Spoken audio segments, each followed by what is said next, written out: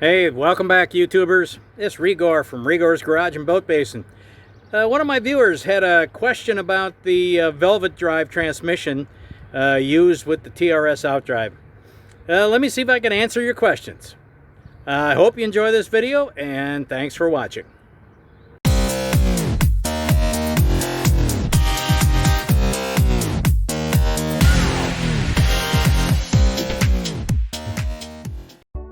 Okay, we had questions about the TRS outdrive, or the transmission.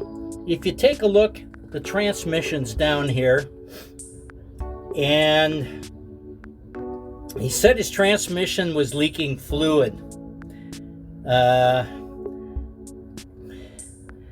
First thing, if you notice the transmission, can you see the big bolt right there? See that big bolt right in there? There's two of them, one on each side.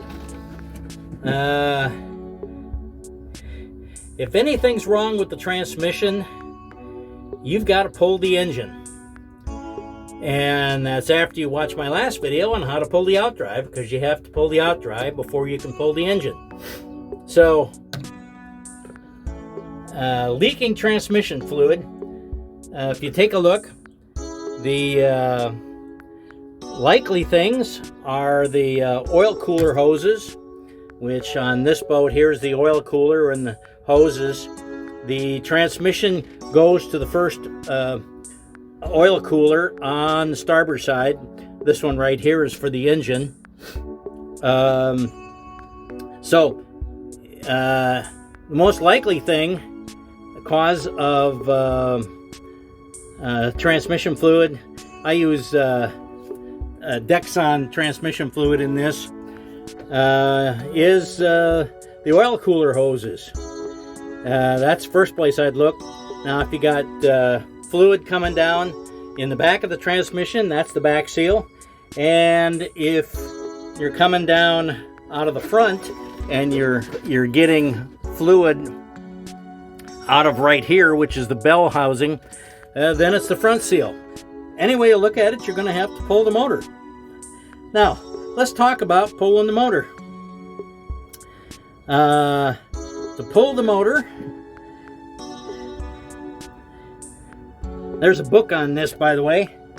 It's on the 7-liter. This is basically a 7-liter V8. To pull this, it's also a narrow boat, so the first thing you do is take off the hatch cover. And this is a 6.5 foot beam, so it's a little narrow, which makes pulling this motor out a little difficult.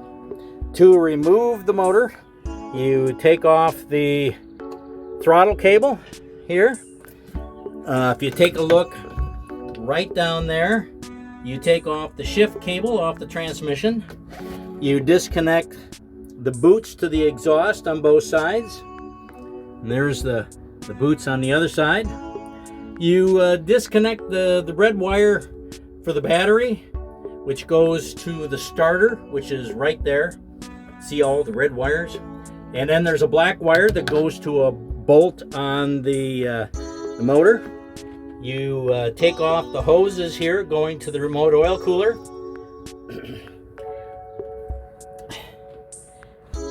Then there is, I don't know if you can see it, there is a big cable right there. That cable goes to the dash, and you unplug it. That separates the dash from the engine. That's all the wiring from the dash to the engine. Next thing, you take off the fuel line, and then you're going to have to remove, in my case, the power steering pump and the alternator to get this thing out. You're also going to have to remove right there. There's even though I have external steering, there's the power steering lines, the blue one and the stainless steel. Stainless steel's high pressure, the blue line is return. And that goes to the external steering, in my case, through those two connectors right there. Then what you do is you're going to have to get some lifting eyes to put on the engine. You put one on the bolts here and on the bolts in the back. And normally, now there's also a water line, but the first thing you do is you need to pull these bolts. See that big bolt there by the exhaust? You got to pull those out, and there are spacers. The spacers are important because that affects there are spacers on top of the bolts, there are spacers underneath the bolts. You must put those back the same way. That affects the alignment of the engine. Then you go down here. I don't know if I can show you here. There's the motor mounts in the front right there. You can take the top bolts off.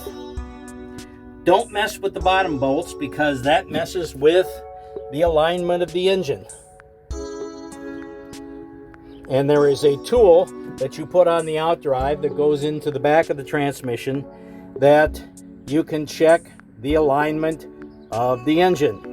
That is a MerCruiser tool.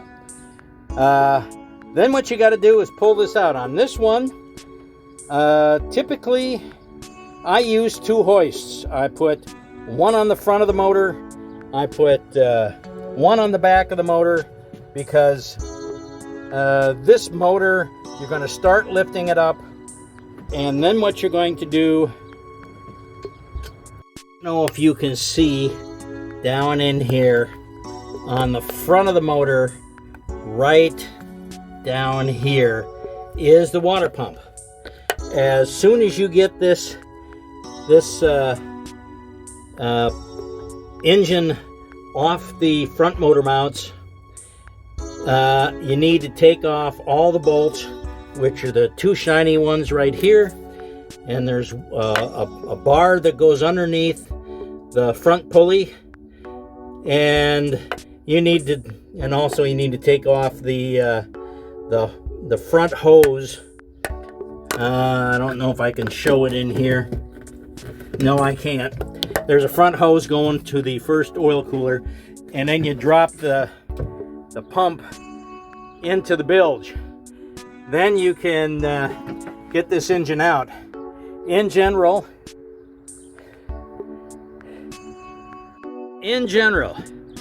this engine comes out of the hold on this boat at an angle like this, where you move it forward, you drop the tailstock down, and you start lifting the nose, and you take it out like this, and out it comes. Then to look at the transmission, basically the Borg Warner Velvet Drive transmission is an automatic transmission. It's got steels and clutches, and it's got a planetary assembly for reverse. It's 1-to-1 going forward, and I think it's something lower going reverse. And you're going to have to pull out, take all the bolts. I'd recommend taking off the bell housing and pulling the transmission off, taking off the oil cooler lines on the side, and you're going to have to look at the transmission. There are updates to this transmission with newer technology parts where you can put in an additional clutch and steel to make the transmission more reliable and work better. Other than that, it's typical. It's like a 1-speed power glide transmission out of an old Chevrolet. That's all there's to it. But like I say, fixing the transmission, you need somebody who's worked on these things before, although there is a manual on this. The manual that shows how to take out the motor, and in section 8A it shows how to work on the Velvet Drive transmission. This is MerCruiser service manual number 9. As you can see, this one is highly used. Basically, it's Mercury part number 90-1 14499. New one of these manuals. You can see the number there. New one of these manuals on eBay sells for about $125. Probably well worth the money. And this will show you how to work on the Borg Warner transmission. Hope you appreciated this and it answered your question. Hope this answered your question. Please feel free to like and subscribe, and I do appreciate you watching. Thanks and have a great day.